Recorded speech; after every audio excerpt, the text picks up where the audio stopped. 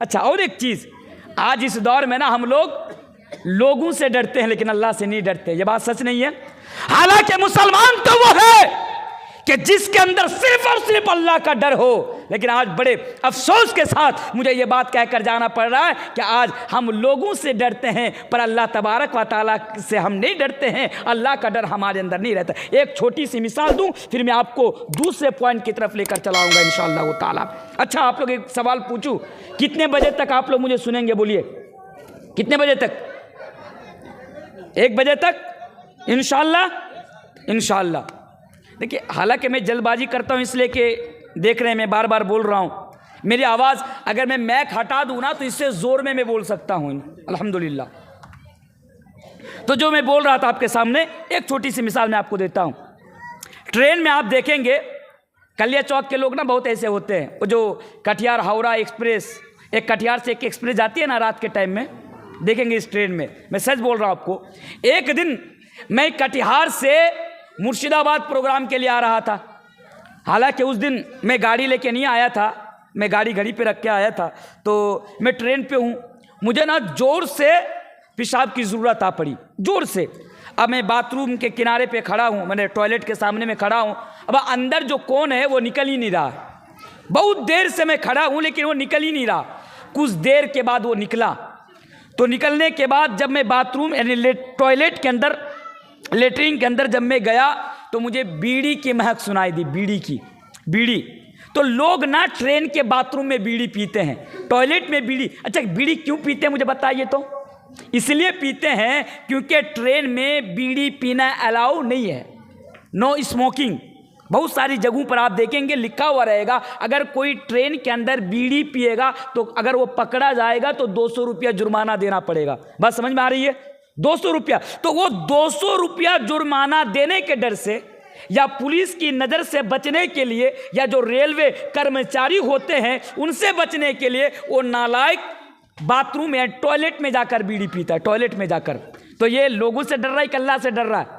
अगर उसके अंदर अल्लाह का डर होता तो वो टॉयलेट में जाकर भी बीड़ी नहीं पीता, क्योंकि इसका इल्म भी तो अल्लाह को है ना। व इन्ना अलैकुम लहाफिदीन किरामन कातिबीन, हमारे ऊपर अल्लाह तबारक व तआला ने किरामन कातिबीन को मुसल्लत कर दिया है। हम जो भी करते हैं किरामन कातिबीन हमारे नामा आमाल के अंदर उसको लिपिबद्ध कर देते हैं, उसको राइट कर देते हैं, उसको लिख देते हैं। तो अगर हमारे अंदर अल्लाह का डर होता तो हम टॉयलेट में जाकर भी बीड़ी नहीं पीते। मुझे तो वो वाक़या भी याद है, मैं एक जगह बीड़ी के बारे में तकरीर कर रहा था। एक नौजवान मेरे पास आया, कहा कि मौलाना साहब अगर आप बीवी छोड़ने को बोलेंगे तो बीवी छोड़ दूंगा, बीड़ी छोड़ने को बोलेंगे तो बीड़ी नहीं छोड़ूंगा। बात सुनिए, बोला तनवीर साहब अगर आप बीवी छोड़ने के लिए बोलेंगे तो बीवी छोड़ दूंगा, लेकिन बीड़ी छोड़ने को बोलेंगे तो बीड़ी नहीं छोड़ूंगा। मैंने कहा भाई ऐसा क्यों? बोला कि बीवी छोड़ूंगा तो रात को नींद आएगी, बीड़ी छोड़ूंगा तो रात को नींद नहीं आएगी। मैंने कहा भाई बीवी के साथ बीड़ी के साथ नींद का कनेक्शन क्या है? तो बोला देखिए अगर बीवी नहीं रहेगी तो नींद तो आ जाएगी, सुकून से अकेला सोया रहूँगा, नींद आ जाएगी।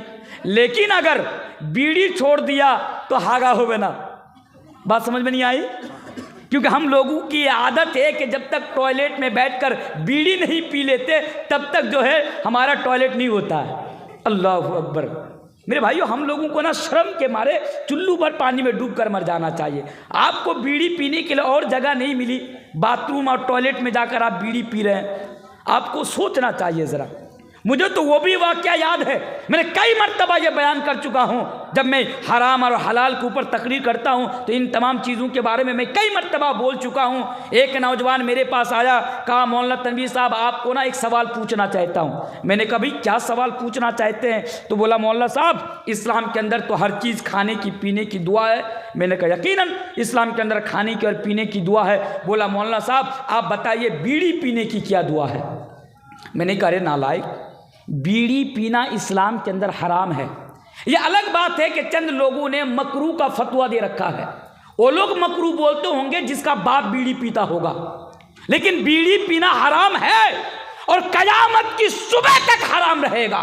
कोई ऐसा माई का लाल जो सामने आकर साबित कर दे कि बीड़ी पीना मकरू है या बीड़ी पीना यानी चाहिए। मेरे भाइयों ये हराम है और कयामत की सुबह तक ये बीड़ी पीना हराम रहेगा। ये बात आप अपने जहन के अंदर बैठा लीजिए।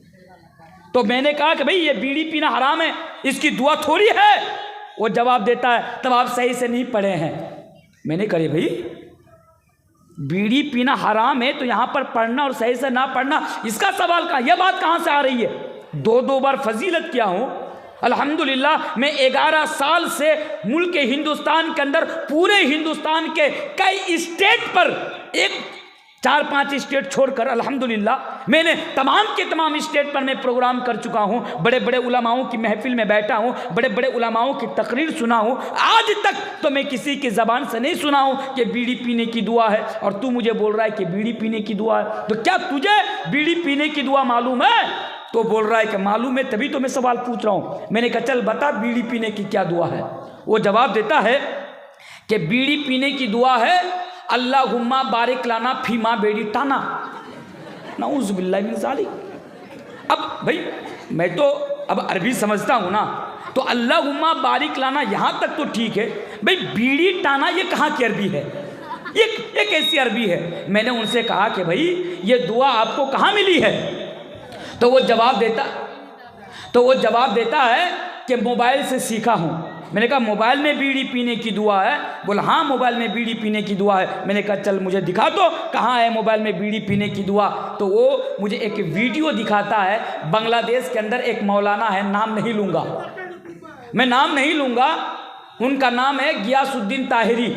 मैं नाम नहीं लिया, उनका नाम है गियासुद्दीन ताहिरी। देखेंगे पीछे बड़े बड़े बाल है, बाल रखा हुआ है, और अल्लाह तकरीर करते हुए देखेंगे वो बड़ा डांस करता है, अल्लाह का जिक्र करते हुए बड़ा डांस करता है। तो वो अपनी तकरीर के दौरान कि बांग्लादेश के अंदर मौलाना ताहिरी साहब ने पता नहीं उसने किस नाहिए से बोला होगा, कोई उदाहरण देते हुए बोला होगा, लेकिन यूट्यूबर वालों ने उसको आगे से कट कर दिया, पीछे से कट कर दिया, बीच में बस उतनी सी वीडियो को रख दिया और ऊपर में लिख दिया बांग्ला में यहाँ बीड़ी पान कर दुआ। तो मैंने भाई बहुत सारे नौजवानों ने उसको बीड़ी पीने की दुआ असल में और हकीकत में समझ लिया, हालांकि ये सही नहीं है। तो जो मैं बोल रहा था कि अल्लाह का डर हमारे अंदर पैदा होना चाहिए। अगर अल्लाह का डर आप अपने अंदर पैदा कर लेंगे तो मेरे भाइयों बहुत सारे गुनाहों से आप बच जाएंगे। तो इस समाज की अगर इस्लाह करना चाहते हैं तो समाज के अंदर हमारा और आपका ये पहला किरदार होना चाहिए। और दूसरा किरदार क्या होना चाहिए? दूसरा किरदार ये होना चाहिए कि हमारे अंदर आखिरत का डर होना चाहिए, क़यामत का डर हमारे अंदर होना चाहिए, तभी हम और आप गुनाहों से बच सकते हैं, वरना नहीं बच सकते हैं। अल्लाह तबारक व तआला कुरान करीम के अंदर एक जगह बयान फरमाता है, ऐ लोगों वत्तक़ू यौमन तुरजऊन फीही इलल्लाह। ऐ लोगों तुम उस दिन से डरो, किस दिन से? वत्तक़ू यौमन तुरजऊन फीही इलल्लाह, जिस दिन तुम सब के सब अल्लाह तबारक व तआला की बारगाह में जमा किए जाओगे। यानी मेरे भाइयों अगर आप गुनाहों से बचना चाहते हैं तो अपने अंदर क़यामत का डर पैदा करना होगा। और ये मैं नहीं कह रहा हूँ बल्कि ये खुद अल्लाह तबारक व तआला कुरान करीम के अंदर बयान कर रहा है कि वत्तक़ू यौमन तुरजऊन फीही इलल्लाह, कि ऐ लोगों तुम अपने अंदर अल्लाह तबारक व तआला का डर पैदा कर लो। ऐ वत्तक़ू यौमन तुरजऊन फीही इलल्लाह, यानी उस दिन का डर पैदा कर लो जिस दिन तुम सब के सब अल्लाह की बारगाह में जमा किए जाओगे। अल्लाहु अकबर, वो दिन कितना ख़तरनाक होगा कि हमने और आपने कभी सोच कर देखा? वो लोगों वो क़यामत का मंजर कितना भयानक मंजर होगा कि हमने और आपने कभी सोच कर देखा? अल्लाह तबारक व तआला कुरान करीम के अंदर उस भयानक मंजर को खींचते हुए बयान फरमाता है, यौम तरौना तज़हलु कुल्लु मुर्दियतिन अम्मा अरदअत व तज़उ कुल्लु ज़ाति हमलिन हमलहा व तरन नासु सुकारा। कि लोगों क़यामत का दिन इतना ख़तरनाक दिन होगा, इतना खतरनाक दिन होगा। तो आवाज को कमाइए ना यार।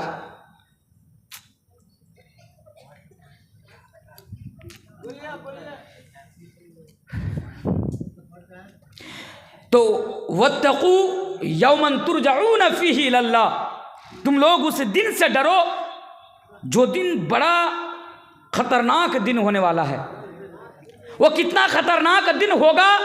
अल्लाह तबारक व तआला फरमाता है, यौम तरौनहा तज़हलु कुल्लु मुर्दिअतिन अम्मा अरदअत व तदउ ज़ाति हमलिन हमलहा व तरन नासु सुकारा, कि तुम लोग उस दिन देखोगे कि अगर माँ के पेट में बच्चा होगा क़यामत का डर अपने अंदर पैदा कीजिए। अगर अपने अंदर देखो किसी औरत के पेट में बच्चा होगा, वो बच्चा गिर जाएगा, यानी क़यामत का मंजर देखकर, वो ख़तरनाक यानी दहशतनाक मंजर देखकर औरत के पेट से बच्चा ऑटोमेटिकली ज़मीन पर गिर जाएगा। और तुम लोग उस दिन देखोगे कि एक माँ, एक दूध पिलाने वाली माँ अपने दूध पिलाने वाले बच्चे को भूल जाएगी। अल्लाहु अकबर। वो क़यामत का मंजर इतना ख़तरनाक मंजर होगा। इसलिए अल्लाह तबारक व तआला कहता है कि क़यामत का डर आप अपने अंदर पैदा कर लीजिए। डरने का मतलब क्या है? यानी उस दिन अल्लाह तबारक व तआला की अदालत में हम तमाम के तमाम को हिसाब देना है। अल्लाह तबारक व तआला कुरान करीम के अंदर एक जगह बयान फरमाता है, वउदियल किताबु फतरल मुजरिमीन मुशफिकीन मिम्मा फी व यक़ूलून या वैलतना मा लिहादल किताब ला युगादिरु सगीरतन वला कबीरतन इल्ला आसाहा। अल्लाह तबारक व तआला फरमाता है कल क़यामत के दिन आप तमाम के तमाम को अल्लाह तबारक व तआला की बारगाह में खड़ा कर दिया जाएगा।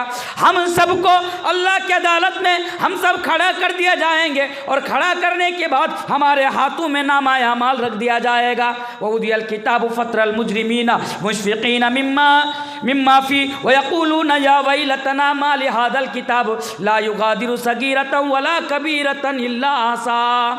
सबके हाथ में नामा अमाल रख देंगे और नामा अमाल रखने के बाद दुनिया के अंदर हम जो भी किए थे, चाहे वो छोटा हो या बड़ा हो, चाहे जो भी गुनाह हम दुनिया के अंदर किए थे, चाहे वो रात के अंधेरे में हो या दिन के उजाले में हो, भीड़ में हो या तन्हाई में हो, वो तमाम के तमाम चीज़ें हम अपने नामा यामाल के अंदर देखेंगे और अल्लाह तबारक व तआला से सवाल करेंगे, अल्लाह ये कैसा नामा यामाल है, अल्लाह ये कैसा रजिस्टर है, अल्लाह ये कैसी फाइल है, अल्लाह ये कैसी किताब है कि हमने पूरी दुनिया के अंदर जो कुछ किया था तमाम की तमाम चीज़ें इसके अंदर दर्ज कर दी गई है, तमाम के तमाम चीज़ें इसके अंदर लिख दी गई है। मेरे भाइयों, फिर कल क़यामत के दिन अल्लाह तबारक व तआला दूसरे मकामात पर बयान फरमाता है कि फ़मन यअमल मिस्क़ाल ज़र्रतिन खैरन यरा व मन यअमल मिस्क़ाल ज़र्रतिन शर्रन यरा, कि दुनिया के अंदर ज़र्रा बराबर भी अगर आप नेकी का काम करेंगे उसका भी बदला उस दिन आपको दे दिया जाएगा, और अगर दुनिया के अंदर ज़र्रा बराबर भी आप गलत काम करेंगे तो उसका बदला भी कल क़यामत के दिन आपको दे दिया जाएगा। इसलिए अल्लाह कहता है कि वत्तक़ू यौमन तुरजऊन फीही इलल्लाह, कि तुम उस दिन से डरो, किस दिन? जिस दिन तुम सब के सब अल्लाह तबारक व तआला की बारगाह में और अल्लाह तबारक व तआला की अदालत में जमा किए जाओगे। अच्छा, तीसरा इस्लाह मुआशरा में हमारा और आपका तीसरा किरदार क्या होना चाहिए? हमारा और आपका तीसरा किरदार जवाबदेही का एहसास हमारे अंदर होना चाहिए। जवाबदेही का एहसास, ये देखिए, ये जो ज़बान है ना, ये ज़बान आज हम और आप सुबह से लेकर शाम तक अपनी ज़बान को कहाँ कहाँ इस्तेमाल करते हैं, सबको मालूम है। ये एहसास, ये तीसरा किरदार है हमारा इस्लाह मुआशरा में। ये एहसास जब भी हम अपनी ज़बान से बात निकालें तो ये एहसास हमारे अंदर पैदा होना चाहिए कि मैं जो अपनी ज़बान से बात निकाल रहा हूँ इसका जवाब कल क़यामत के दिन अल्लाह तबारक व तआला की बारगाह में हमें देना पड़ेगा। आज होता है ना हमारे समाज में गीबत करने वाले लोग, चुगलखोर, आपके हर समाज में आज गीबत बहुत ज़्यादा, ये बुराई भी आम है। गीबत का माना समझते हैं, यार मौलाना तनवीर तो ऐसा है, मौलाना तनवीर तो ऐसा है, मौलाना जर्जीस ऐसा है, फला ऐसा है, मरल साहब ऐसा है, सरदार साहब ऐसा है। ये होता है गीबत, यानी किसी की ऐब को किसी और के सामने जाके बयान करना, किसी की बुराई किसी और के सामने जाकर करना, इसको कहते हैं गीबत। और मेरे भाइयों, आज हमारे समाज के अंदर ये बढ़ चढ़ कर ये होता है कि नहीं होता है? गीबत करना कितना बड़ा गुनाह है मालूम है? जब हमारे सामने आकर कोई किसी की बुराई करता है तो हमें सुनने में मज़ा आता है। मज़ा आता है कि नहीं आता है? बड़ा मज़ा आता है। हाँ भाई, बोल, फला की बुराई कर, फला की गीबत कर, लेकिन मेरे भाई गीबत करना ये कितना खतरनाक जुर्म है कि अल्लाह तबारक व तआला कुरान करीम के अंदर बयान फरमाता है कि गीबत करना मतलब अपना मुर्दा भाई का गोश्त खाने के बराबर है। आप पसंद करेंगे कि आपका मरा हुआ जो भाई है उसका गोश्त आप खाएं? पसंद करेंगे आप? जब आप यह पसंद नहीं कर सकते कि आपका मरा हुआ भाई का गोश्त आप खाए, तो मुझे बताइए चाय की दुकानों पर बैठकर आप किसी और की गीबत करने को पसंद कैसे कर सकते हैं?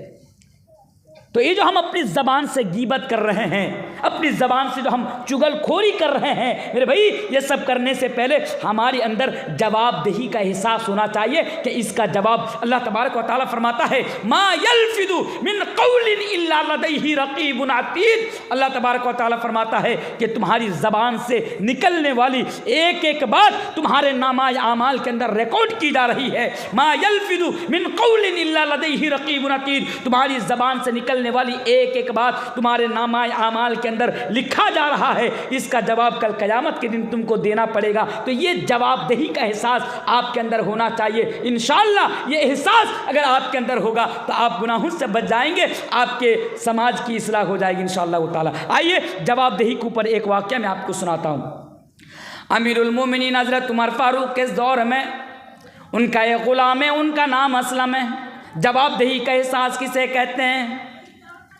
हज़रत अमीरुल मोमिनीन अपने ग़ुलाम को साथ लेकर, यानी असलम को साथ लेकर मदीने की गलियों में गश्त लगाने के लिए निकल पड़ते हैं। मदीने की गलियों में घूमने के लिए निकल पड़ते हैं। क्या देखते हैं कि मदीने के अंदर कोई चीज़ जलने की रोशनी आ रही है। हज़रत उमर अपना ग़ुलाम से कहते हैं कि असलम, वो मदीने के बाहर जो है कुछ चीज़ जलने की जो रोशनी आ रही है, चलो हम दोनों वहाँ पे जाके देखते हैं कि वहाँ पे कौन है, कोई मुसीबत में तो नहीं है।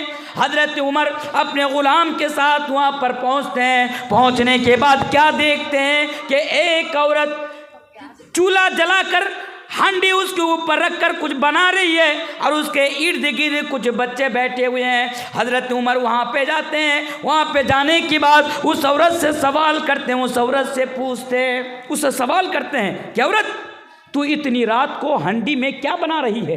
तू इतनी रात को हांडी में क्या पका रही है? वो औरत जवाब देती है कि ये अजनबी शख्स, मैं और मेरे बच्चे कई दिनों से भूखा हूँ, मैं और मेरे बच्चे कई दिनों से भूखे हैं। बच्चे भूख के मारे बिलख रहे हैं, बच्चे भूख के मारे तड़प रहे हैं, उनको खिलाने के लिए कुछ नहीं है। इसलिए बस हांडी चूल्हा के ऊपर रखकर पानी गरम कर रही हूँ ताकि बच्चे को तसल्ली हो जाए कि माँ कुछ बना रही है, जब बन जाएगा तो माँ हमें खिलाएगी, फिर हम लोगों की भूख खत्म हो जाएगी। इस उम्मीद में मैं खाली हांडी चूल्हा के ऊपर रखकर बस पानी गरम कर रही हूँ। हज़रत उमर कहते हैं कि औरत, जब तेरे पास खाने को कुछ नहीं है तो अमीरुल मोमिनीन हज़रत उमर के पास तू क्यों नहीं गई? मेरे भाई, वो औरत जवाब देती है कि अजनबी शख्स, मैं उमर के पास क्यों जाऊं? वो हमारा अमीर है, हम उसके पास क्यों जाएं? हज़रत उमर को हमारे पास आना पड़ेगा, हमारी खबरगिरी लेनी पड़ेगी, हमारी खबरगिरी उन्हें करनी पड़ेगी। उसके बाद वो औरत हज़रत उमर से कहती है कि ऐ अजनबी शख्स, आप गवाह रहना, कल क़यामत के रोज़ जब अल्लाह तबारक व तआला की अदालत सजेगी, जब पूरी दुनिया अल्लाह की अदालत में खड़ी होगी, हज़रत उमर भी खड़े होंगे। मैं हज़रत उमर का दामन पकड़कर अल्लाह तबारक व तआला से शिकायत करूँगी कि ये अल्लाह, ये उमर है, अल्लाह ये अमीरुल मोमिनीन हुआ करता था, लेकिन इसकी हुकूमत में मैं और मेरे बच्चे भूखे थे, उमर हमारी खबर लेने के लिए नहीं आए थे। मेरे भाई, हज़रत उमर जब इतना सुनते हैं, उनका कदम लड़खड़ा जाता है कि मैं कल क़यामत के दिन क्या जवाब दूंगा अल्लाह के सामने। हज़रत उमर फ़ौरन अपने ग़ुलाम को लेते हैं और बैतुल माल में आते हैं और एक बोरी में खाने की चीज़ें एक बोरी में डालते हैं और डालने के बाद अपने कंधे पर उठा लेते हैं और उस औरत की तरफ चल देते हैं। हज़रत उमर का ग़ुलाम असलम कहते हैं कि अमीरुल मोमिनीन, वो बोरी हमें दे दीजिए। अमीरुल मोमिनीन, आपको अच्छा नहीं लगता? आप तो अमीर है, आप तो खलीफा है, वो बोरी हमें दे दे, हम अपने कंधे पे उठा कर लेकर जाऊंगा। मैं तो आपका ग़ुलाम हूँ, मैं तो आपका नौकर हूँ, मैं तो आपका चाकर हूँ। लेकिन हज़रत उमर कहते हैं कि असलम, तूने सुना नहीं कि वह औरत कल क़यामत के रोज़ मेरा दामन पकड़कर अल्लाह तबारक व तआला से शिकायत करेगी। ऐ असलम, ज़रा बता, कल क़यामत के दिन जब वो मेरा दामन पकड़कर अल्लाह से शिकायत करेगी, तू क्या मेरी तरफ से अल्लाह के सामने जवाब दे पाएगा? उस गुलाम ने कहा कि अमीरुल मोमिनीन, उस दिन तो मैं अपने लिए सोचूंगा, उस दिन तो नफ्सी नफ्सी का आलम होगा, सब अपने अपने बारे में सोचेगा, मैं भला आपके बारे में कैसे जवाब दे सकता हूँ। तब हज़रत उमर कहते हैं कि फिर मुझे ही ये बोरी ले जाने दो। मेरे भाइयों, हज़रत उमर अपने कंधे पे उठाकर वो बोरी ले जाते हैं, उस औरत को देते हैं और कहते हैं कि लो, इसके अंदर खाने की चीज़ें हैं, इसको पका लो, खुद भी खाओ और बच्चे को भी खिलाओ, और सुबह हज़रत अमीरुल मोमिनीन के यहाँ आ जाना, तुम्हें और भी कुछ दे दिया जाएगा। तो मेरे भाइयों, ये डर और ये जवाबदेही का एहसास हमारे अंदर पैदा हो। जब तक ये जवाबदेही का एहसास हमारे अंदर पैदा नहीं होगा मेरे भाइयों, हम और आप गुनाहों से नहीं बच सकते हैं। तो ये तीसरा किरदार था कि जवाबदेही का एहसास हम अपने अंदर पैदा कर लीजिए। अब आइए चौथी चीज़, अगर आप गुनाहों से बचना चाहते हैं, अगर आप अपने समाज को गुनाहों से पाक करना चाहते हैं, तो क्या करना पड़ेगा? हमारा चौथा किरदार इस समाज के अंदर ये होना चाहिए कि हम अपने अंदर से दुनिया की मोहब्बत को निकाल दें। हमें दुनिया की मोहब्बत को अपने अंदर से निकालना पड़ेगा। आपको मालूम है ये दुनिया की मोहब्बत कितनी खतरनाक चीज़ है। आइए एक हदीस पढ़ता हूँ, फिर इंशाअल्लाह पांचवी चीज़ की तरफ मैं आपको लेकर आ जाऊँगा, क्योंकि वक्त बड़ी तेज़ी के साथ आगे बढ़ रहा है। अल्लाह के प्यारे नबी जनाब मोहम्मद रसूलुल्लाह सल्लल्लाहु अलैहि वसल्लम बयान फरमाते हैं, ओ लोगों, अपने अंदर दुनिया की मोहब्बत ना पैदा करो। ये दुनिया की मोहब्बत बड़ी ख़तरनाक चीज़ है, और ये दुनिया की मोहब्बत इंसान को दुनिया के अंदर गुनाह करने पर मजबूर कर देती है। यही वो दुनिया की मोहब्बत है कि जिसकी वजह से इंसान बहुत ज़्यादा दुनिया में गुनाह करता है, और इंसान गुनाह तो करता है लेकिन इंसान को एहसास तक नहीं होता। वो दुनिया की मोहब्बत क्या है? आइए वो हदीस में आपके सामने रखता हूँ। अल्लाह के प्यारे हबीब जनाब मोहम्मद रसूलुल्लाह सल्लल्लाहु अलैहि वसल्लम बयान फरमाते हैं, अबू दाऊद की हदीस है।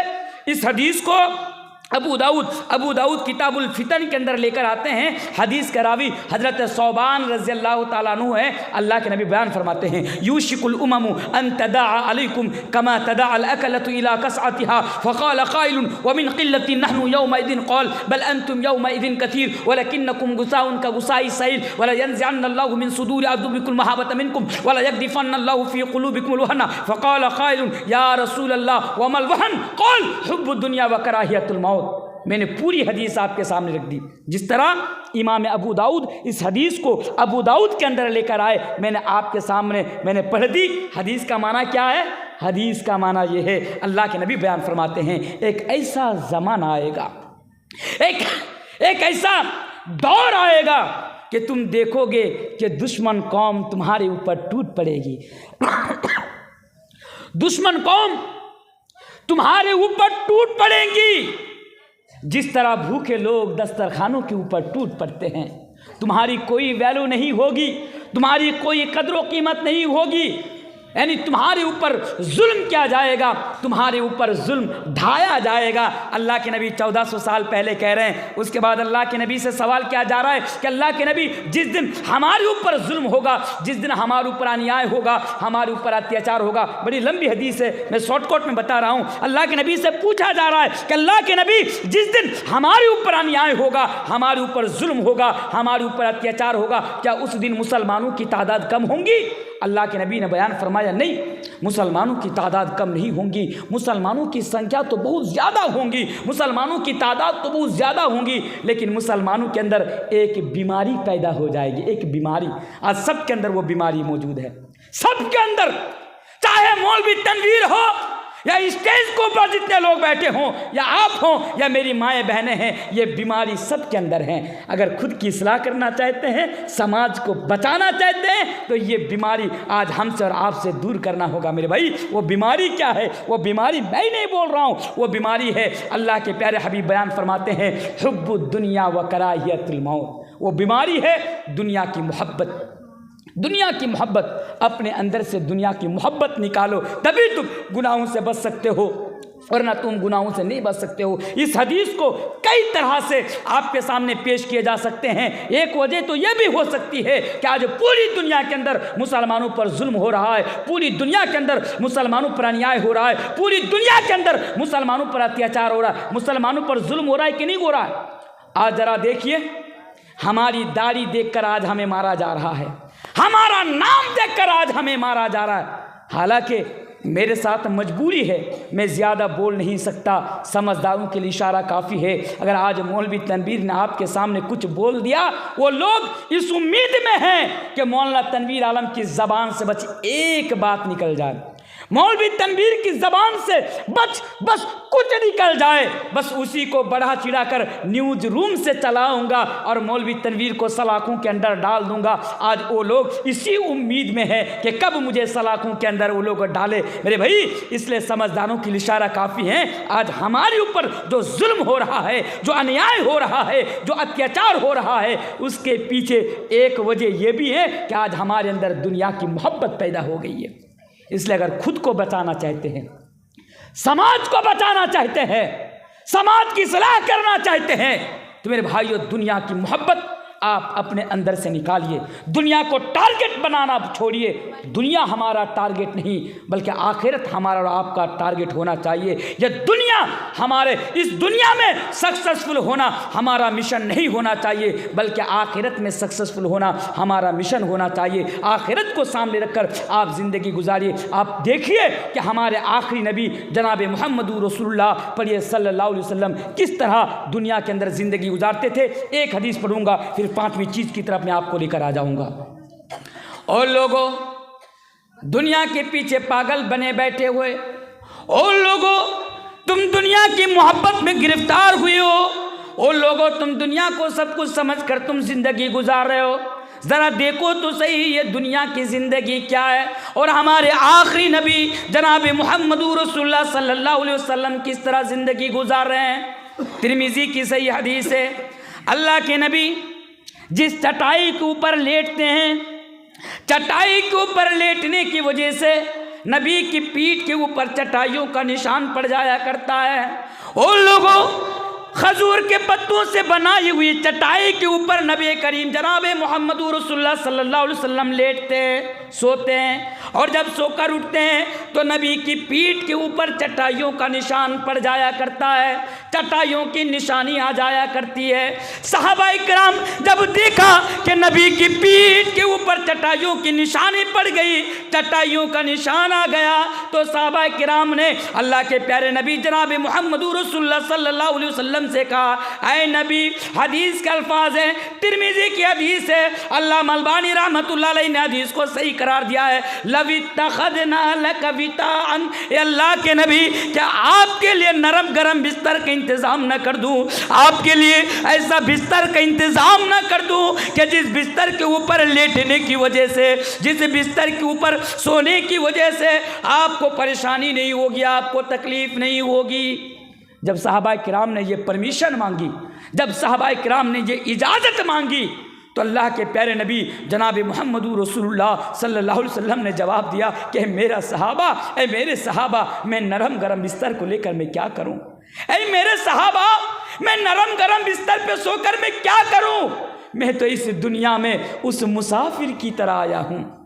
मैं इस दुनिया में उस मुसाफिर की तरह आया हूं, जो मुसाफिर राह चलते हुए जब थक जाते हैं, बहुत ज़्यादा टायर्ड हो जाते हैं, किसी दरख्त के नीचे लेट जाते हैं, और थोड़ी देर लेटने के बाद, थोड़ी देर आराम करने के बाद वो अपनी मंजिल की तरफ चले जाते हैं। मैं भी उसी मुसाफिर की तरह इस दुनिया के अंदर आया हूँ। मेरे भाइयों, मेरा नबी, हमारा नबी, आखिरी नबी जनाब मुहम्मद रसूलुल्लाह सल्लल्लाहु अलैहि वसल्लम हमें ये मैसेज दे अपनी ज़िंदगी से, हमें ये पैगाम दे अपनी ज़िंदगी से कि दुनिया के अंदर बस हम एक मुसाफिर की तरह आए हैं। लेकिन आज हम कितने नालायक हैं, आज हम कितने बदनसीब हैं, आज हम और आप कितने बेवकूफ़ हैं, आज हम और आप कितने बड़ा गधा हैं। क्या आज हम और आप दुनिया को सब कुछ समझ कर बैठे? मेरे भाई, ये दुनिया किसी काम का नहीं है। इसलिए अगर आप गुनाहों से बचना चाहते हैं तो दुनिया की मोहब्बत आप अपने अंदर से निकालिए। बोलिए इंशाअल्लाह, इंशाअल्लाह।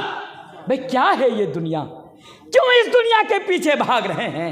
भाई बताइए तो सही, ये क्या है ये दुनिया? इस दुनिया की हैसियत क्या है? इस दुनिया की हैसियत तो एक मरी हुई बकरी के बच्चा की तरह भी नहीं है मेरे भाई। सही मुस्लिम की हदीस है, एक बच्चा, एक बकरी का बच्चा अगर मर गया हो, जिस तरह उसकी कोई वैल्यू हमारी नज़र में नहीं है। अगर मान लीजिए आपके घर में दामाद आया, दामाद समझते हैं ना, जमाई, जमाई, दामाद आया आपके घर में। अब आपका दामाद के लिए आप मटन बिरयानी बनाएंगे। अब आप मटन बिरयानी बनाने के लिए, मटन खरीदने के लिए कलिया चौक शॉप में गए, दुकान में गए, मटन की दुकान में। मटन कैसे मिलता है इधर? कैसे मिलता? 800 आज भी मटन खाया अल्हम्दुलिल्लाह। भाई अल्लाह को अल्लाह की भाई के माल दौलत में अल्लाह बरकत अता फरमाए। तो 800 रुपये केजी मटन है। आप मटन लेने के लिए दुकान में गए, दुकानदार से कहा भाई कैसे भाव देता? बोला 800 रुपया। बोला मैं तो गरीब आदमी हूँ, मैं तो टोटो चलाता हूँ, रिक्शा चलाता हूँ, घर में दामाद आया है, भाई मुझे 500 रुपया केजी दे दीजिए मटन बिरयानी बनाने। बोला नहीं, 800 रुपया तो 800 रुपया ही देना पड़ेगा, 10 पैसा भी कम नहीं कर सकता। आप बोले कि भाई मैं गरीब आदमी हूँ, किसी तरह मुझे 500 रुपया में 1 किलो दे दीजिए। दुकानदार कहता है कि भाई मैं तो आपको ये मटन नहीं दे सकता, आप एक काम कीजिए, मेरी दुकान के पीछे में एक बकरी मरकर पड़ी हुई है, आप उसको उठा के लेके जाइए और मटन बिरयानी बना के खूब खाइए, एक भी पैसा नहीं लगेगा। अगर कोई दुकानदार आपको ये सलाह दे तो आपका जूता उसके मुंह पर गिरेगा या नीचे गिरेगा? कहाँ गिरेगा? मुंह पे गिरेगा। कि भाई तू मुझे कह रहा है, तुझे मशवरा सलाह दे रहा है कि मैं मरी हुई बकरी का गोश्त ले जाऊं और मैं मटन बिरयानी बनाऊं? अरे वो तो मरी हुई है, उसकी कोई वैल्यू है? इसी तरह मेरे भाई ये तो दुनिया है। हदीस याद कीजिए, अल्लाह के नबी जा रहे हैं, सहाबा भी जा रहे हैं, एक बकरी का बच्चा मरकर रास्ते के किनारे में पड़ा हुआ है। अल्लाह के नबी ने कहा सहाबा से कि तुम में से कोई है एक दिरहम में ख़रीदना चाहोगे? सहाबा ने कहा अल्लाह के नबी इसकी तो कोई वैल्यू नहीं है। फिर अल्लाह के नबी ने कहा था कि जिस तरह तुम्हारी नज़र में इस मुर्दा बकरी के बच्चे की कोई वैल्यू नहीं है, उसी तरह अल्लाह की नज़र में ये दुनिया भी गई गुजरी है। कोई इसका कोई मकाम है ये नहीं है, इसकी कोई वैल्यू है ये नहीं है। फिर भी आज हम और आप दुनिया के पीछे भाग रहे हैं मेरे भाई। और एक चीज़ मैं आपके सामने बताना चाहूँगा, ये दुनिया क्या है। अल्लाह तबारक व तआला कुरान करीम के अंदर बयान फरमाता है वमल हयातुद दुनिया इल्ला मताउल गुरूर, दुनिया की ज़िंदगी हमारे लिए धोखा है, इसलिए दुनिया की मोहब्बत आप अपने अंदर से निकाल फेंकिए। दुनिया की ज़िंदगी हमारे लिए धोखा है और धोखा में पड़कर आप अपनी आखिरत को तबाह कर रहे हैं, धोखा में पड़कर आप अपनी आखिरत को बर्बाद कर रहे हैं। मेरे भाई ये अक्लमंद लोगों की पहचान नहीं हो सकती है, ये तो गधे लोगों की पहचान हो सकती है। आपके कलिया चौक के आसपास कोई कब्रिस्तान है? सुल्तानगंज के आसपास कब्रिस्तान जहाँ मुर्दों को दफन किया जाता है। कल ना आप जाइएगा आपके कब्रिस्तान के अंदर, कल जाइएगा जब सुबह होगी, जब आप कब्रिस्तान के अंदर जाएंगे देखेंगे आपकी नज़र के सामने बहुत सारी कब्रें हैं और बहुत सारे लोग उस कब्र में जाकर सोए हुए। वो लोग कहाँ के रहने वाले? आपके चचा हैं, आपके बाप हैं, मामू हैं, खाला है, खालू हैं, आपके समाज के रहने वाला, आपके बरादरी का रहने वाला आज कब्र में जाकर सोया हुआ है। आप देखेंगे उनमें से वो लोग भी वहाँ पर मौजूद है जो लोग दुनिया में सूद खा खा कर बहुत पैसा कमा लिया था, जो लोग दुनिया में भाई का हक मार कर, अपनी बहन का हक मार कर, पड़ोसी का हक मार कर, हराम बिजनेस कर कर बहुत पैसा जमा लिया था, बड़ी बड़ी गाड़ियों में घूमा करता था, आलीशान महल में रहा करता था, लेकिन आज वो कब्र के अंदर सोया हुआ है। मेरे भाई आप भी दुनिया की मोहब्बत में दुनिया गुजारेंगे, कल आपको भी उसी जगह पे सोकर रहना पड़ेगा और आप जिस तरह दुनिया के अंदर खाली हाथ आए उसी तरह आपको खाली हाथ जाना पड़ेगा। फिर इस दुनिया के पीछे अपनी आकिबत को, अपनी आखिरत को बर्बाद क्या करना, अपनी आखिरत को तबाह क्या करना। इसलिए ये चौथा किरदार इस्लाह मुआशरा में हमारा ये होना चाहिए कि हम अपने अंदर से दुनिया की मोहब्बत को निकाल दे। बोलिए इंशाअल्लाह। पांचवा किरदार बस, और 20 मिनट का टाइम मेरे पास रह गया है। हमारा और आपका पांचवा किरदार इस्लाह मुआशरा में क्या होना चाहिए, समाज के अंदर क्या होना चाहिए। अगर आप बाप हैं तो अपनी जिम्मेदारी का हक अदा करें, अगर भाई हैं तो अपनी जिम्मेदारी का हक अदा करें, अगर शौहर हैं तो अपनी जिम्मेदारी का हक अदा करें, अगर भाई है तो अपनी जिम्मेदारी का हक अदा करें, अगर आप गांव के इमाम हैं तो अपनी जिम्मेदारी का हक अदा करें। मेरे भाइयों, जो जिस जिम्मेदारी के ऊपर फायज हो वो अपनी अपनी जिम्मेदारी का हक अदा करें। ये पांचवा किरदार होना चाहिए। और याद रखिए, अगर आप बाप हैं अपनी जिम्मेदारी का हक अदा नहीं करेंगे, अगर आप इमाम हैं इमामत का जिम्मेदारी का हक अदा नहीं करेंगे, अगर आप शौहर हैं अगर अपनी जिम्मेदारी का अदा नहीं करेंगे, अगर आप भाई हैं अगर उसकी अपनी जिम्मेदारी का अदा अदा नहीं करेंगे तो अल्लाह के नबी बयान फरमाते हैं अला कुल्लुकुम राइन व कुल्लुकुम मसूलुन अन रयती, कि कल क़यामत के दिन आपको अपनी जिम्मेदारी के बारे में सवाल किया जाएगा। सबको अपनी अपनी जिम्मेदारी के बारे में सवाल किया जाएगा। इसलिए जो जिस जिम्मेदारी पर फायज हो वो अपनी अपनी जिम्मेदारी का हक अदा करे। अच्छा, यहाँ पर तो बहुत सारे लोग मौजूद हैं, अल्हम्दुलिल्लाह। ये तो आप लोगों की मोहब्बत है कि इतनी रात होने के बावजूद भी इतनी संजीदगी के साथ आप लोग मुझे सुन रहे हैं। अल्लाह आप लोगों के आने को, बैठने को, सुनने को कबूल फरमाए। पढ़िए अल्लाहुम्मा आमीन। बताइए अपने दिल पर हाथ रखकर, बताइए एक आदमी मुझे बताइए क्या आपने अपनी जिम्मेदारी का हक अदा किया है? चलिए तमाम चीज़ों छोड़ दीजिए, एक चीज़ को लीजिए। आप बाप हैं, आपके समाज में आज बेहयाई फैल रही है, आपके समाज में बदकारी फैल रही है, आपके बेटे द्वारा, बेटियां द्वारा। मुझे बताइए क्या आपने बाप होने के नाते अपनी जिम्मेदारी का हक अदा किया है? कोई बता सकता है? नहीं कोई। मैंने तो एक जगह पर कहा था, माफ़ कीजिएगा अगर मेरी बात आप लोगों को बुरी लगे, ये हक है। हम लोगों को ना सिर्फ बच्चा पैदा करना आता है, लेकिन हम लोगों को बाप कैसे बना जाता है वो नहीं आता है। आज तक हम और आप बाप बन ही नहीं पाए हैं। मेरे भाइयों, मुख्तसर सा वक़्त है मेरे पास और ये पैगाम मैं आप तक पहुंचा रहा हूं कि आपके ऊपर जो जिम्मेदारी है, जिम्मेदारी का हक अदा कीजिए, वरना कल क़यामत के दिन आप अल्लाह की अदालत में आप पकड़े जाएंगे। आपको मालूम है, चाय की दुकानों पर एक बाप बैठा है, एक जिम्मेदारी की मैं बात कर रहा हूँ। चाय की दुकानों पर बाप बैठा है और लोगों के सामने प्राउड फील करके कह रहा है, तुझे मालूम है मेरी बेटी अभी MBBS डॉक्टर बनने वाली है। एक बाप कह रहा है चाय की दुकानों पर बैठकर, बीच चौराहे पर या लोगों के सामने जाकर अपनी बेटी को लेकर प्राउड फील कर रहा है कि तुझे मालूम है मेरी बेटी IAS बनने वाली है, मेरी बेटी IPS बनने वाली है, मेरी बेटी ये बनने वाली है, मेरी बेटी वो बनने वाली है। हम प्राउड फील करते हैं, लेकिन मेरे भाई उस बाप को इस बात पर अफसोस नहीं होता कि एक तरफ उसकी बेटी डॉक्टर बन रही है, एक तरफ उसकी बेटी IAS बन रही है, एक तरफ उसकी बेटी IPS बन रही है, लेकिन दूसरी तरफ उसकी बेटी को नमाज पढ़ने का तरीका नहीं आता। एक तरफ आपकी बेटी फर फर फर इंग्लिश बोल रही है, दूसरी तरफ आपकी बेटी को वजू करने के बाद वजू करने का तरीका मालूम नहीं। क्या ये जिम्मेदारी है? ये जिम्मेदारी है मेरे भाई। हमारे हिंदुस्तान के अंदर आज हजारों मुसलमान घराने की लड़कियां मोहब्बत के नाम पर आज वो मुर्तद हो गई है। आज हजारों लड़कियां, मैं आपके सामने कहकर जा रहा हूं, शायद आपको मालूम होगा कि आज हमारे घर की बेटियां आज मुर्तद हो रही है, गैरों के साथ वो भाग रही है, गैरों के साथ शादी रचा रही है। क्यों भाग रही है? इसलिए भाग रही है क्योंकि उसके बाप ने अपनी जिम्मेदारी का हक अदा नहीं किया है। अगर उसका बाप ने अपनी जिम्मेदारी का हक अदा किया होता तो मेरे भाई आज हमारे घरों से और हमारे समाज में रहने वाली, पलने वाली, बड़े होने वाली कोई मुसलमान घराने की बच्ची आज गैरों के साथ नहीं भागती। इस बात पर भी हमें और आपको ज़रा ध्यान देना पड़ेगा। भाग रही है, क्यों भाग रही है?